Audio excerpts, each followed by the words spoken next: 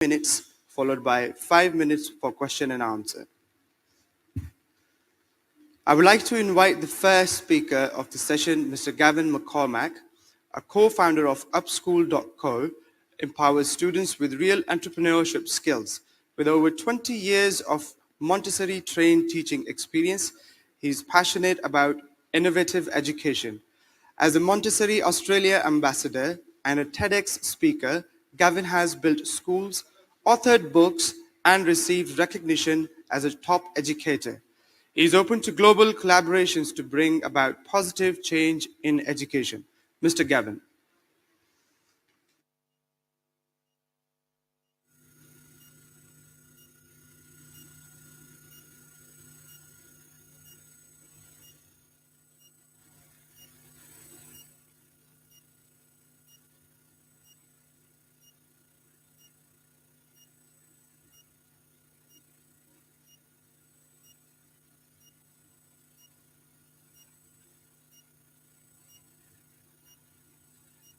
Okay, now we are, here we go.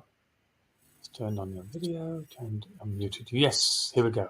Yes, hi, everybody. Gavin McCormack here, tuning in from Australia. We're here in Sydney. This is my niece, Sophie. Say hello. Hello. Sophie wanted to join me here today to talk to you. Now, I know I have 10 minutes to share a story with you, but we are privileged to be able to share one with you. Now, I'm a Montessori teacher, and I believe in something which I think is very important, and that is to give children a chance to prove that they have the ability to change the world. And today I'm going to tell you a story about 4 girls who did exactly that. So I'm just going to share my screen with you. Bear with me for just a second. Here goes. Okay. Let me do my slideshow. And from the beginning. So my slide today and my talk is about it takes a child to raise a village. And the understanding is that it's a play on the old saying, it takes a village to raise a child. I believe, me and Sophie believe, that actually the child has the power, the key to be able to do that raising for themselves. And if you watch children very carefully, then they will prove to us just how powerful they are. This is me. My name is Gavin McCormack. I'm the Montessori Australia ambassador and the co-founder of Upschool.co, an online education platform that gives free education to children all around the world. This is my school community. These are my children. These are my teachers. And these are my parents. And today I'm going to be talking to you about how they managed to change them in their very own way. Now, around about 12 years ago, I was very honored to be able to visit Nepal in the Himalayas. And when I arrived in Nepal, I met some children in the street. As you can see in the top corner, there are 5 or 6 children in the street. They wanted to take photos with me, and they wanted to tell me about where they lived. They then proceeded to take me to their school. And in the bottom right corner, you can see a picture of their school. And you may be thinking, Gavin, is that really a school? Let me tell you, it is a school. But it actually looks like a prison cell. There's no shelves, no carpets, there's no books, no pencils, there's nothing. It's just children sitting on a dirty floor. Well, I wasn't happy with their school, and I thought I wanted to do something about it. So I came back to Australia, and I told my students in my school that I'd found a school in Nepal that had no resources, no shelves, no pens, no books, no nothing. My children in my school decided they wanted to help. And what they did was they started collecting materials, pencils, books, games, anything you can dream of that the school needed. They brought them into school until they had brought in 15 suitcases filled with everything you can possibly dream of. And I promised them that I would take these things to Nepal and I would fix up the school on their behalf. So over the next 6 weeks, I flew to Nepal and I met the children again. I went to their school. We painted the walls. We put new carpets in. We put things on the shelves. And then we opened the school. We put children with new clothes on. We painted spaceships, rockets, planets on the wall. We even gave the children new clothes. And it was a wonderful celebration. When I got back to Australia, this was all in the newspapers. In almost every single newspaper in Australia, they were talking about the work that we had done. But it doesn't just stop there. I went back to school and I met with some of the girls in my school. These are some of the girls who were in my school in year 5. They're about the same age as Sophie, who's sitting next to me. And they found that they realized that when they were studying Myanmar or Burma, that there were going to be children in Burma who were going to be arriving in Australia as what's called refugees. Now, refugees are people who leave a country because they are too scared to stay where they live. And they were going to be arriving in Australia, and we wanted to take care of them. So the girls in my school made a PowerPoint presentation, and they persuaded three mums to help them on their mission. They had a plan. What they wanted to do was they wanted to raise $500, and with the $500, they wanted to buy some backpacks, give them to the families in my community, and ask them to fill them up with everything that the refugees would need on their first day arriving in Australia. So the first day involved the girls making a PowerPoint presentation and persuading the mums to help them. Now, the second thing they did is once they'd had the bake sale and raised the $500, they then bought the backpacks. And in the backpacks, they made a list of things they wanted the parents in my community to collect from their house and put inside their backpack. It was amazing. And they proved that when they work together, anything can be easy. The next day, they put a table outside the school, and as the mums and dads walked past the school to drop off their little children, bringing them to the preschool and the play school and the parent group, they told the parents, "Did you know what's happening in Myanmar? Did you know that refugees are arriving in our community? And did you know how you can help? Take one of these backpacks home to your house, fill it up with pencils, fill it up with rulers, fill it up with shoes, because we are going to give them to these children when they arrive in Australia to make them realize that somebody cares about them." 3 weeks later, all of the backpacks arrived in school, filled with pencils, books, shoes, dictionaries, sun cream, lunchboxes, cagoules, jackets, rulers, teddy bears. Everything was in these bags. They had achieved 80% of their goal. But there was one big problem. And the problem was that the backpacks were in our school, but they needed to travel 6,000 kilometers to another city called Darwin, where the refugees were going to arrive. And I told the girls, "You haven't quite achieved your goal yet." No problem. They went to my office and they used the telephone. And I said, "Why do you need the telephone, girls?" They said, "We want to call two of the biggest charities in Australia and invite them to our school to interview them." I said, "Why would you want to interview them?" They said, "We want to ask them for their help, but we want to only choose one of these organizations, one that really matters to us." On the left side, the girls are interviewing the man from the Islamic Council of Australia, and on the right-hand side, they're interviewing the ladies from the House of Sakina. The girls decided that the ladies from the House of Sakina was the charity that they were going to choose because this was a charity run by women, and they were women. They want to support women in business. How amazing! The next day, the House of Sakina arrived at school with their bus, and they loaded the bags onto the bus, and they drove off into the distance. Now, nothing happened for about 3 more weeks after that until I received an email. And in that email, it said, "Gavin, your girls have done amazing work in the world. I'm going to press play on this video and show you what happened. Take a look at this video." This is when the girls arrived and the boys from Myanmar. They'd come as refugees, they'd lost their family, they'd lost their home, they had nothing. But when they arrived in Australia, they knew somebody cared because they received this.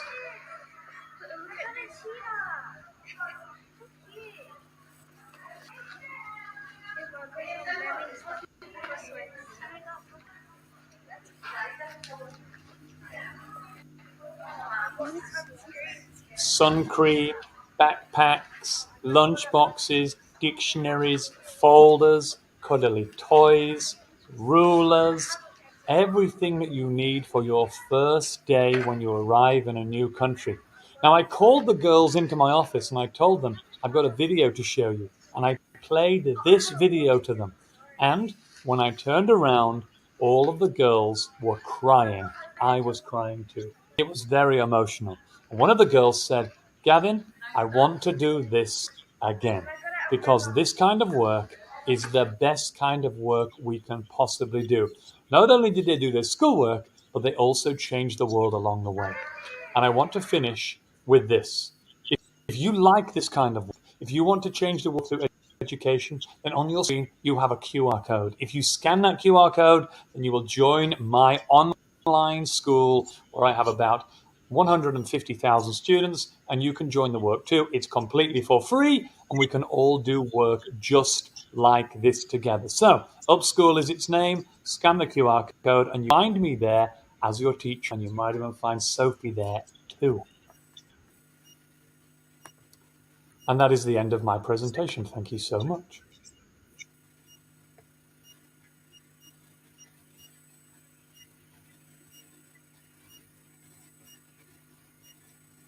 I think it's now time for questions. If anyone has any questions, I'll be more than happy to answer them.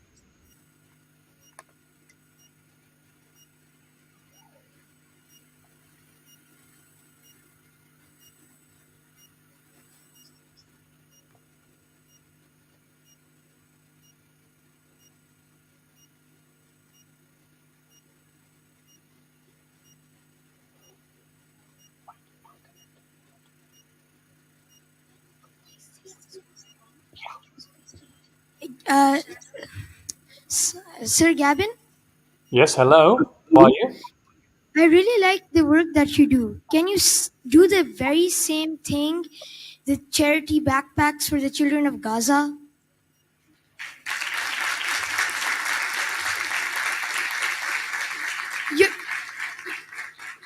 Your, your girl said that they want to do it again. So why don't they give all of the another load of charity backpacks to Gaza? That is a very, very good suggestion.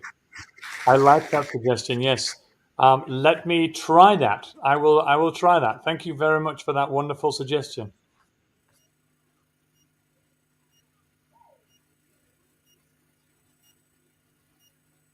Any more Hi, questions? Gavin. Hello. My How are you? question is, what is the long-term plan for these students? What do you plan on doing later on? This is a one-time thing, right?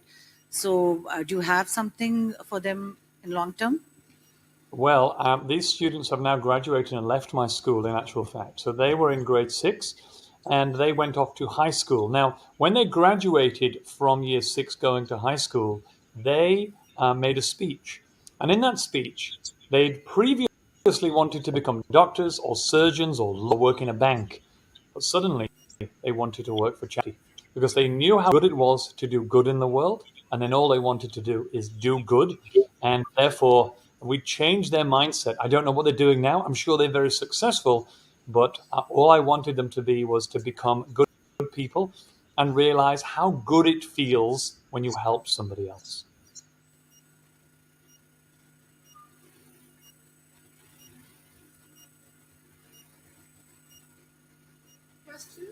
Uh, Even I'm a teacher and I want to know that what specific methods or approaches do you use to develop leadership skills in the students?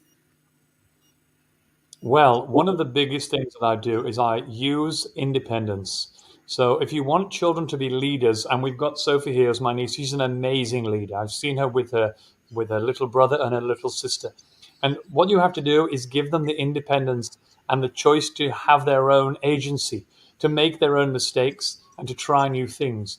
If we try to teach children how to be leaders, it fails. But there's two things that we can do fundamentally as adults. Number one, you model leadership. You are the leader in front of them. You don't tell them how to be a leader. You just show them what it is like when you are a good, ethical, moral leader. But number two, when they say they want to do something and do something new they've never done before, you say yes. You give them the encouragement. You say, of course you can. You go for it. Doesn't matter how difficult it is. Doesn't matter how tasking it seems. You do that. And even if they fail, they will develop the skills for life along the journey. So our job as educators and as adults and as older students is to give them a chance to try the things that they love and let them fail forward.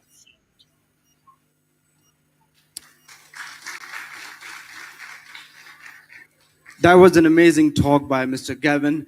Thank you so much. Respected audience, you can give the feedback on the talk by using the mobile app. Now I would like to invite Mr. Fazal Niazi on the stage. Mr. Fazal Niazi, a dynamic education visionary with 24 years of experience, pioneers change in education both nationally and internationally. He focuses on holistic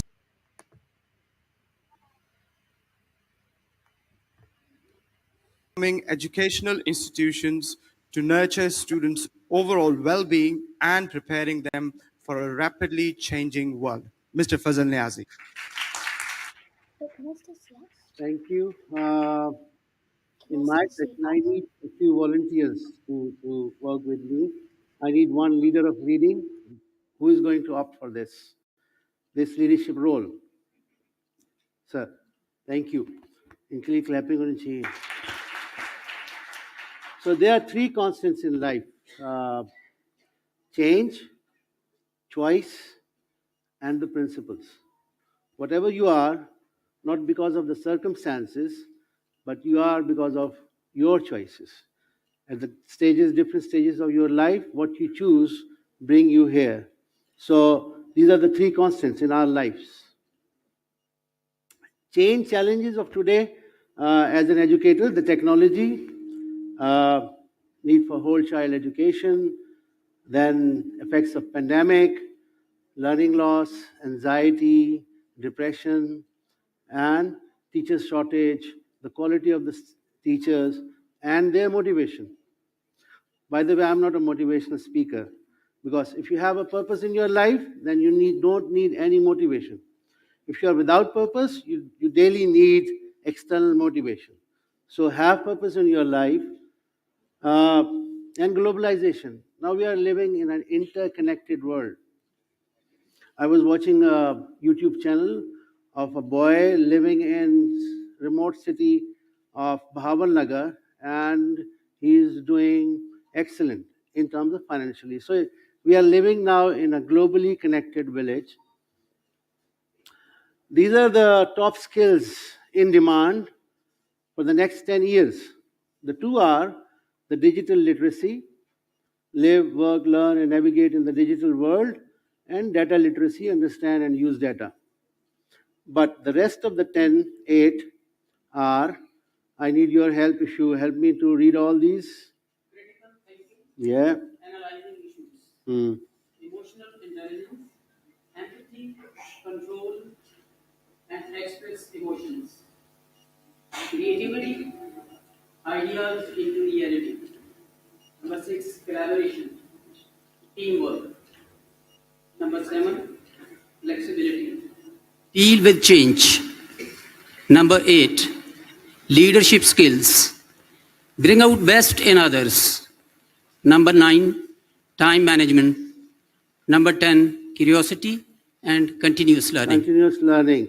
So out of 10, 8 are about your life skills, soft skills, social emotional skills. So these are the 10 top. And from last 3 days, we are talking about the 2 and the rest of also, as the man from Google, he also shared that we can learn different things from machine, but we need these skills also. And the workforce, knowledge age workers, they want empowerment and release. What Gavin said at the last, when you ask how you teach them leadership, he told us that release them.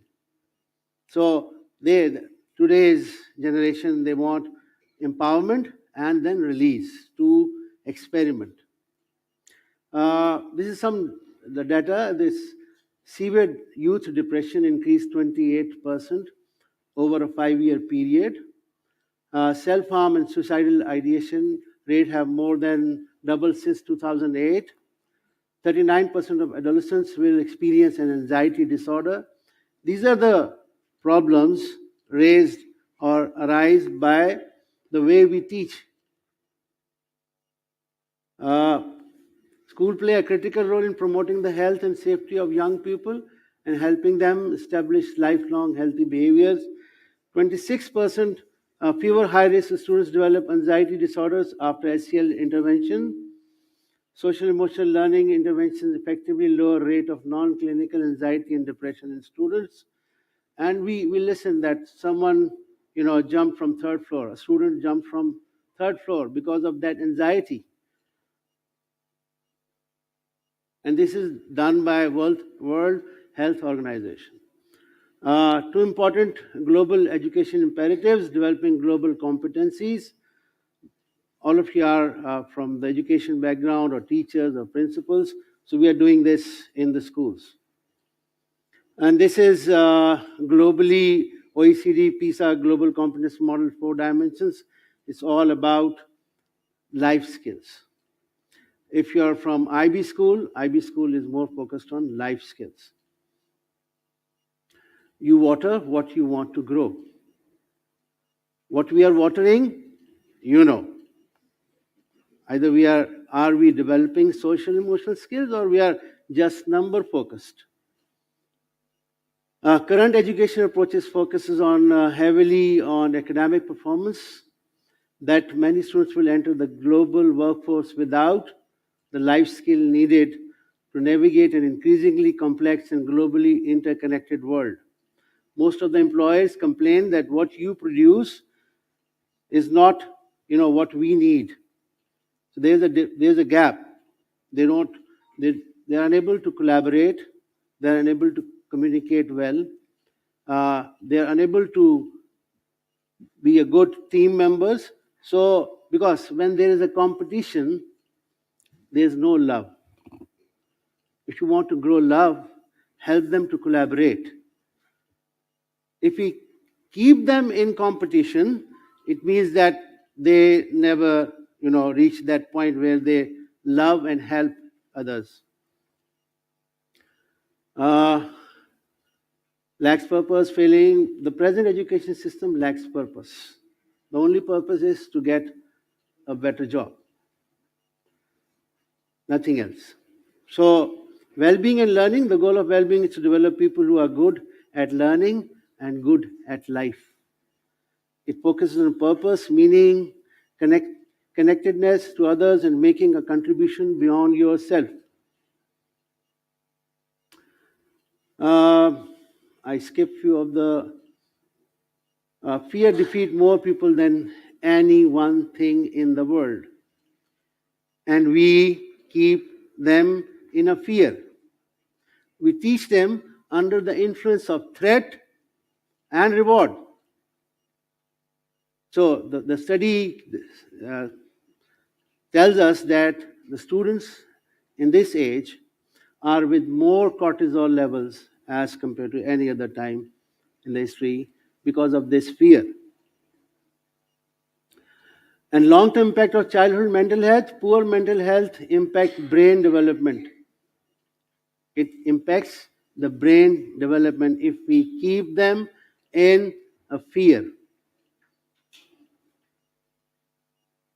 All students need new skills for college, careers, and citizenship. Schools haven't changed, the world has. And so our schools are not failing, rather they are obsolete. Even the ones that score the best on standardized tests, this is a very different problem requiring an altogether different solution.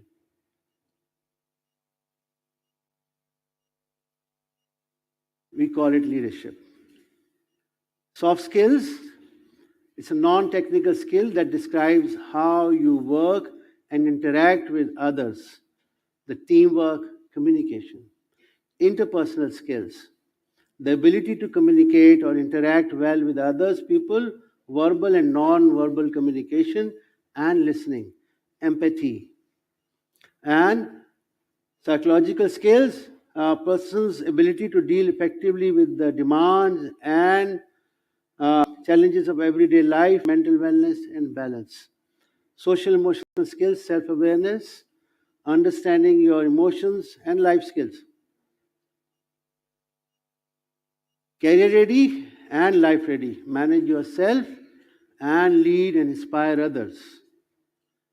And this is globally growing recognition of the need of SEL in education. Maybe all of you heard that Bloom's taxonomy, but Maslow comes before Bloom.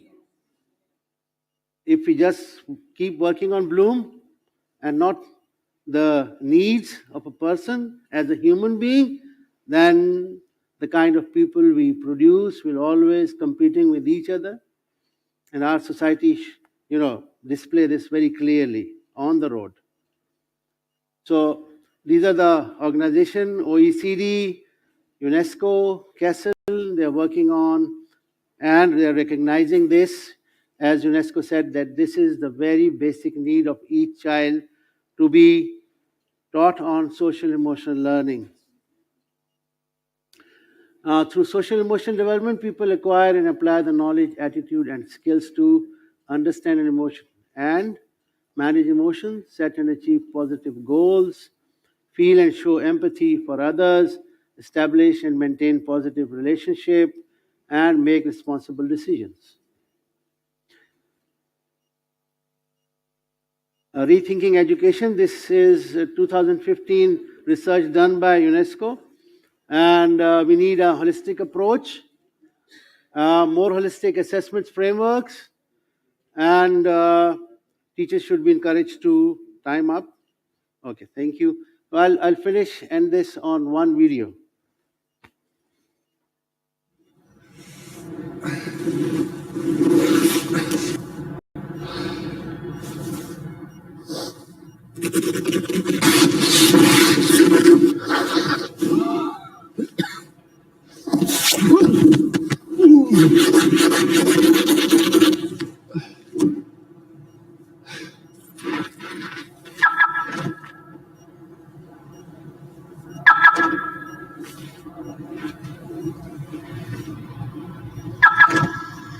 Yes. So any questions? Yes. How can anxiety and depression has become of many factors? You have mentioned only teaching. How much is teaching contributing? Yes. As teacher, when we label them, when we compare them, we bring them into a phase where they feel little insecure. This is because being a teacher, you have the capacity to change their brain. And communicating their worth and potential is one thing which helps them to become a person. So if you're communicating their worth and potential in a positive way, or either you're communicating that in a negative way. So being a teacher, when you communicate, when you compare, when you label them, that increase their anxiety levels. If I start comparing you, all of you, just right now, your body temperature, your body chemistry start changing immediately, because cortisol is the chemical releases when you feel danger, when you are being compared. So this is how we are responsible for being a teacher. How students best learn and practice life skills in hands-on and experiential way. Yes, but if you don't model as teacher, they don't. Keep on telling them, but it's not effective. You need to model what you want to teach. So change starts with me. If you think that problem is there, this very thought is the problem. We need to change ourselves as teachers. We cannot teach them the way we were taught. We need to change our style of teaching that helps them to learn differently. The pressure of parents and the education system is the main reason for anxiety and depression. What's your take on this? I had many sessions with parents and with schools both, and they blame each other. So I conducted surveys in different cities with parents, and they put a place rigorous academics at last, financial well-being the second last, and social emotional learning. The first 8 were about decision-making, time management, intrinsically motivated learner they want to see in their children. And then I conducted the same with the teachers, and the results were same. It means that we are under, I was discussing just before this session, that we are living in a society where we do things under social pressures. For that, we need to take risk. we need to be a little brave to do differently. That's the pressure of parents. So the last question? Okay. Thank you. Thank you.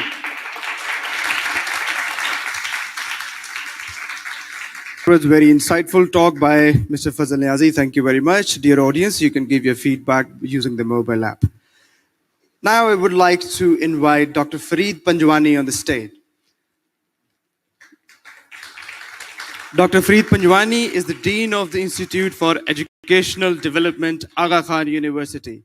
He is also a faculty at the UCL Institute of Education in London, where he was working full-time as a founding director of a research center on education in Muslim context prior to moving to Pakistan in 2021. Dr. Fareed Panjwani. Thank you very much. And I'm very grateful to the organizers for this opportunity. You see, societies, by and large, are run by the elites, even in democracies. So the quality of elite, whether the elites only work for themselves or they work for people, is extremely important. And if this is true, then the institutions like schools that are responsible for the quality of education of the elite become extremely important in the society. That is why I think the name of this conference, Schools of Tomorrow, is very, very important. And that is why I feel particularly privileged and honored to be here and to have the opportunity to share some thoughts with you. I will take this opportunity to speak about leisure, in praise of leisure. And I'm going to speak about how leisure is connected with some of the goals we want to achieve, such as critical thinking and creativity. By leisure, I mean the time that you, I, our students have totally for ourselves, whatever we want to do in that time. It's like, in economics, there is this idea of disposable income. So you get an income, then you have some necessary expenses that you have to make. And what is left, which you can spend as you want, it's called the disposable income. That's what I mean by leisure. So, to begin with, we have this quest for 21st century skills. We already talked about it. The list was shared as well. And in the 21st century skills, I think critical thinking and creativity often really stands out. Wherever I go, the books, the policy makers, media, that's what is spoken about. I personally think the word skill is not right for this. Critical thinking and creativity are human capacities rather than skills. Skill is when you learn how to cycle. Critical thinking and creativity is not like that. But still, let's leave it. Now, there was a philosopher. His name was Heidegger. He lived in Germany, 20th century. Heidegger gave a wonderful analogy. He said, look, imagine an ironmonger. You know, ironmonger, what do they do? They go, he will go to his workshop, or she will go to her workshop, pick up the hammer, and then start punching whatever he or she is doing. We do these kinds of things in other aspects as well. And he says that, look, every day, if the hammer works fine, the work he wants to do is okay, he will never think about the hammer. Hammer will be just like an extension of his hand. It happens with our cars as well. We just sit down, start the car and go. And then he says, one day, when this person hits the nail or whatever, and the sound is not right, then he will look at the hammer. And he says the hammer then becomes an object of inquiry. Just like it happens with our cars or anything else. When they don't work, we start to pay attention. Breathing is another thing. We breathe all the time. We don't pay attention. And suddenly, if there is a problem, then we pay attention to it. My sense is the reason we talk so much about creativity and criticality is because we are failing to really produce it. It has become an issue. If it was very natural for schools to really produce critical thinkers and creative, we would not be talking about them. So that's the reason we are talking about it. And I think perhaps one of the reasons we are not able to do is that our aims and desires to do critical thinking and creativity does not match our practices. Maybe that is the reason I want to propose. And that's what I want to build on in the next few minutes. So now, if you look at critical thinking and creativity, what are the activities in human life which really demonstrated par excellence? What are the activities that are epitome of creativity and criticality? You may have your list. I want to suggest that there are 3 activities that really are the epitome of criticality and creativity: philosophy, science, and the arts. Yeah, if you think of human history, philosophy has always been seen as the par excellence exercise of criticality. Science needs creativity and criticality, and the arts also need criticality and creativity. And these are all rooted in our capacity to reflect and our capacity to use imagination. Philosophy, science, and the arts. If you're unable to reflect, if you're unable to use your imagination, you can't do these things. Now, what do these things consist of? Reflection and imagination. I want to propose that there are 4 foundational ingredients that allow you to do reflection and use imagination. What are these? Time, leisure. If you just don't have time and you're running from one thing to other, you cannot do it. Attention, being able to sit down or focus on something. Curiosity, if that is not there, nothing else can happen. You can pass exams, but that's about it. And conversations, because these things happen in communities, in teams, you converse. Let's look at each one of them in some detail and what we have done with them. First of all, let's look at attention span. There is a crisis of attention span. A few years ago, I was told, well, kids cannot concentrate for more than 20 minutes. Then it went down to 15. I think the latest one is 3 minutes. 3 minutes? It is, if we don't take care of it, it will go down to 30 seconds. You cannot produce anything worthwhile if you cannot pay attention. You cannot even have good relationships, because even relationships require care and attention to each other. Look at curiosity. That old joke that a child used to ask parents about questions, and after some time the parents say, look, don't ask the question. It's really true. You can see the difference between a 4-year-old asking questions, and 11, 12-year-old.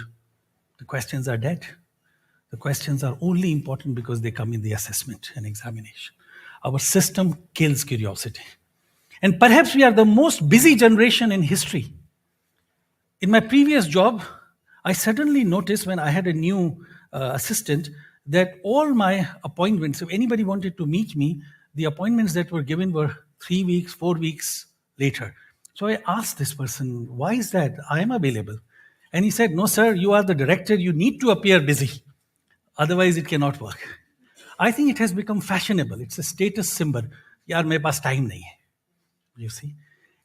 And that is a major challenge we are facing. And finally, the fading art of conversation.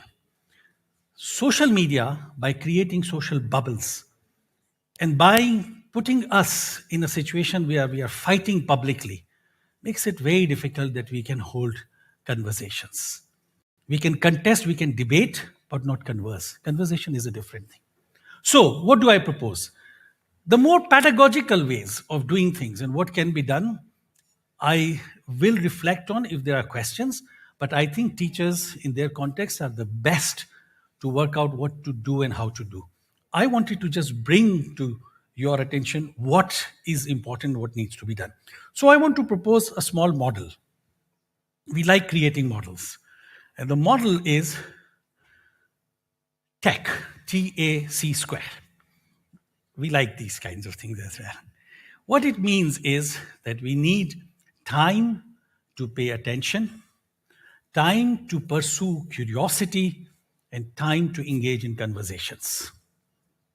We need to develop our scheme of works, our curricula, our school environment and context in such a way, therefore, both for teachers, because time is an issue for teachers as well.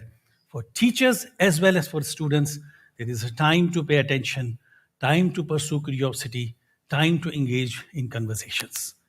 We may not be able to do it in higher classes because we are constrained, but I think at lower classes, when the character and the mind is being formed, perhaps these things can be done. And what happens when you do this? Then you develop the capacity to, this is not working. The next line was connecting back to what I said earlier, that when you do this, that's where you can reflect. And that's where you can use imagination. Because when you have time, you pay attention, you follow your curiosity, that's when you are reflecting. And you are conversing, you are thinking. You are reflecting on your ideas. And that reflection and that imagination that is what can create criticality and creativity. And then my last point that was connecting was that a society that and schools that can promote criticality and creativity, they then can be the source of that philosophy, science, and the arts that I mentioned. So in that sense, I believe if we want to pursue creativity and criticality, we need to find time for these things. Because it's through these activities that the mind is able to reflect and is able to use its imagination, which underpins both criticality and creativity. Thank you very much.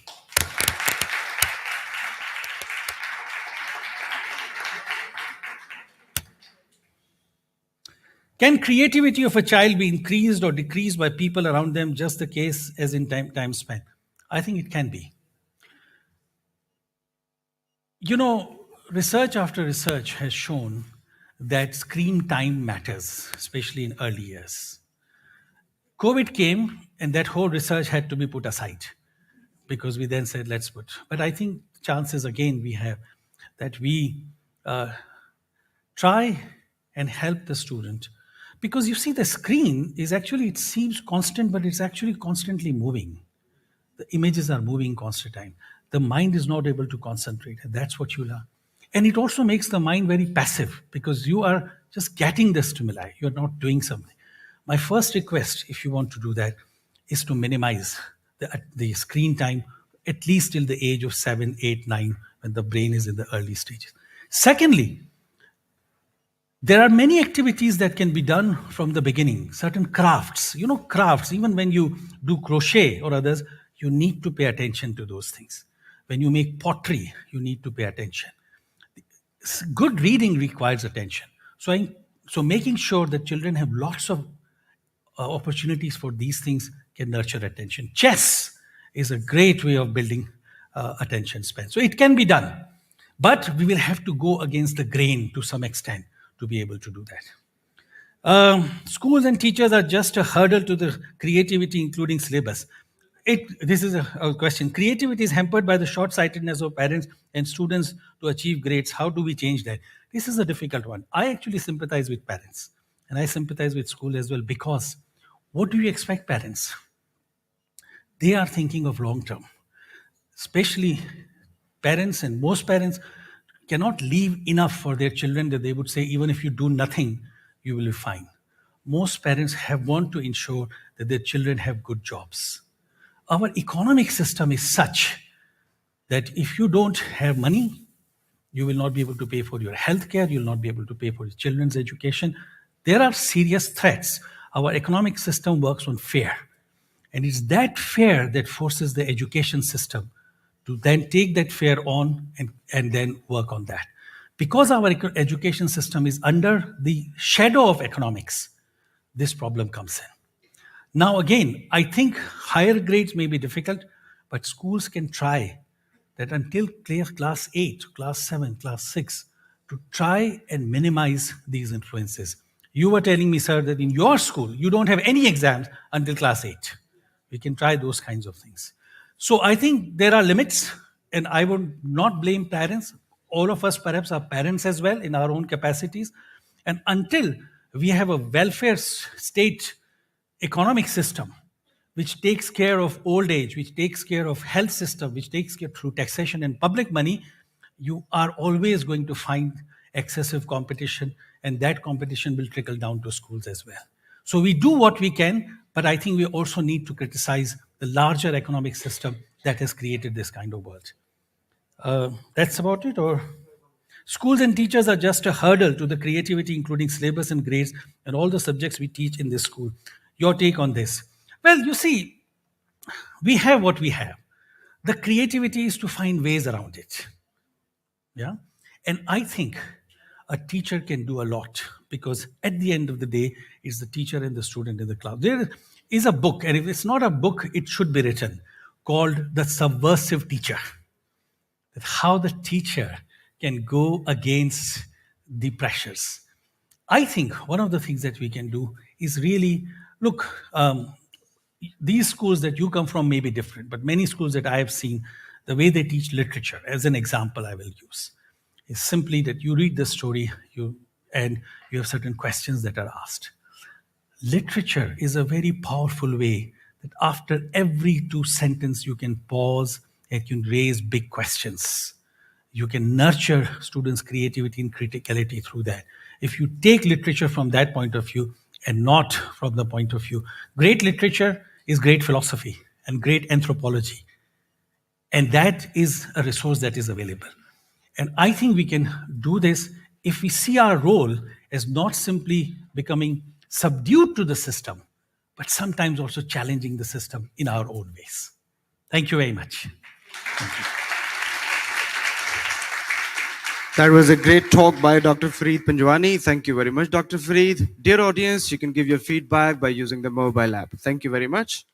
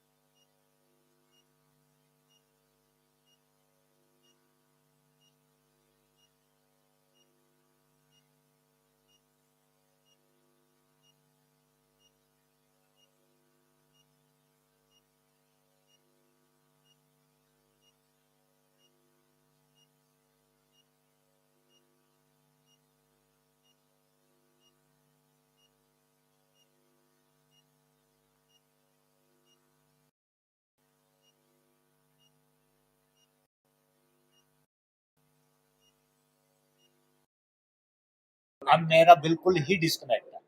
अच्छा, अब इसके साथ भी connect नहीं है, मैंने disconnect किया, अभी आ रही है। अब तो लूप करना। मैं ना एक अपनी तसल्ली करता हूँ, मैं अपनी केबल डालता हूँ। केबल का असेंबली नहीं, वो और तब भी आ रही है।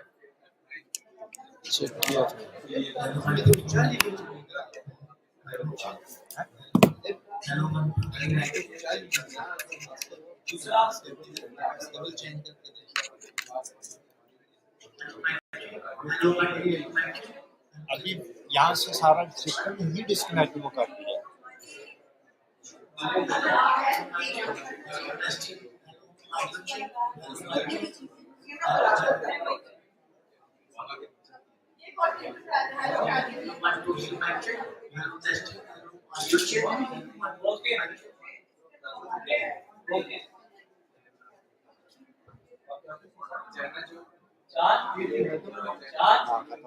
एक मिनट आपको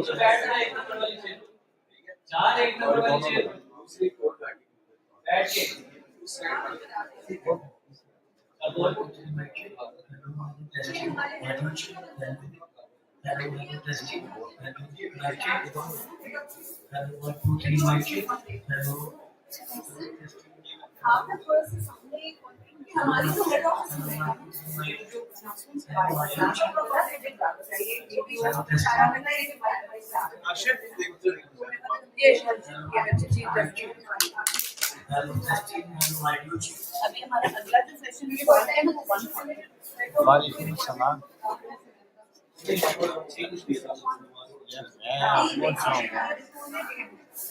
आपको चाहिए ये जो था फोन पे बैठे आपके साथ था, वो आया है, वो रास्ते में है, वो आएगा इधर ही, इधर ही आप ही के पास आएगा। किधर से आ रहा है?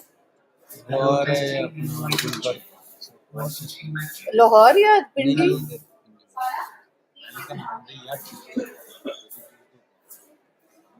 तक मैंने प्रोग्राम क्यों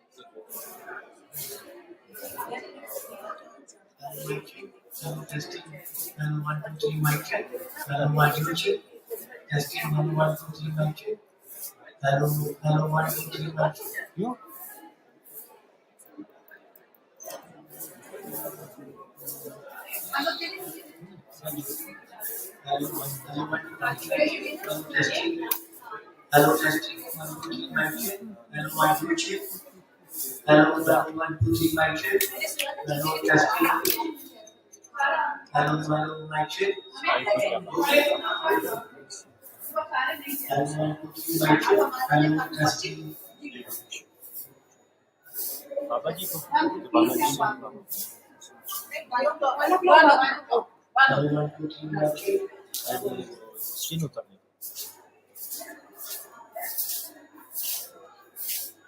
ये साइड ही मूव होने फिर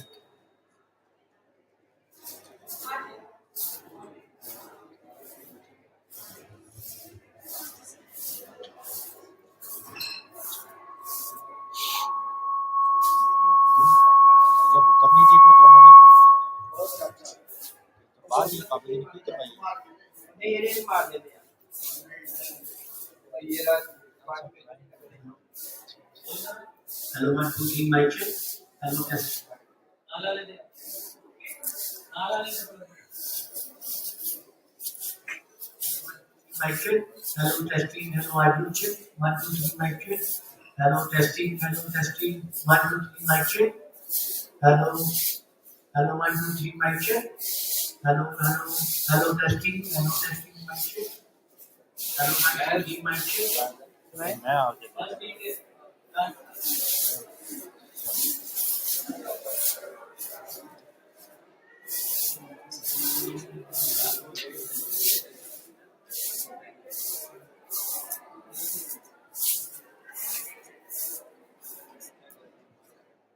यार इसको हायर किया को हायर वालों ने उनको कॉल कर दो ना हायर और किया आपने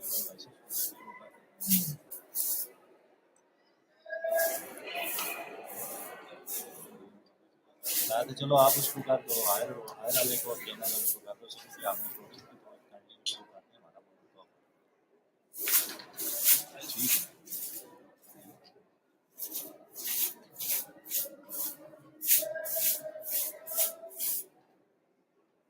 क्या हुआ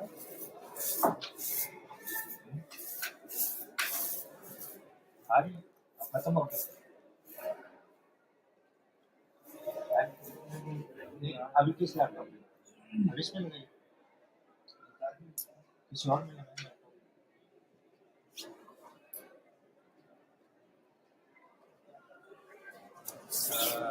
मैं भी ये केबल ये उतार के ना और ये XLR उतार के ये लगा लें वो खराब है।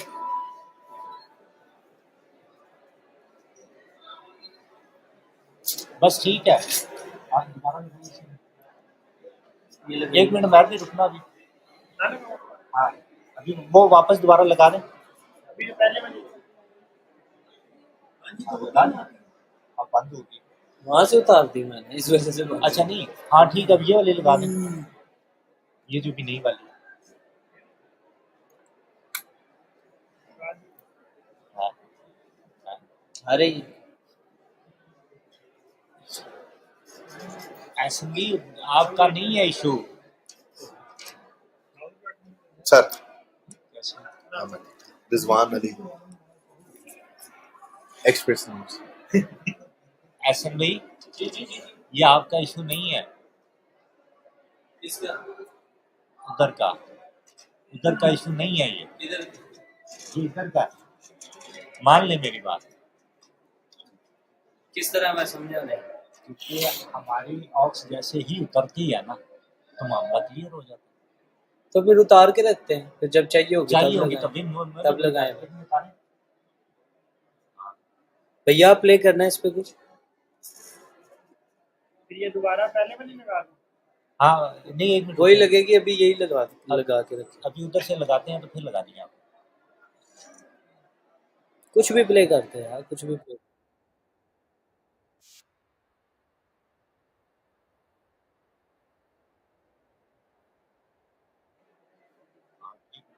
नहीं यार उसी से सिर्फ आ रही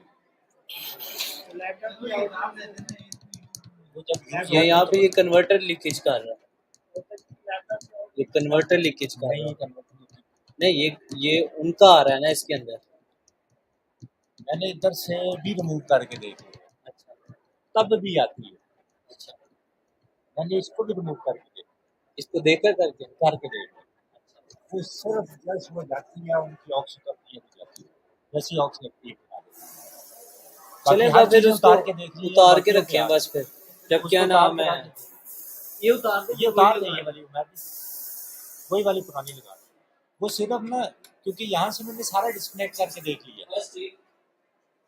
तब भी आती रहती है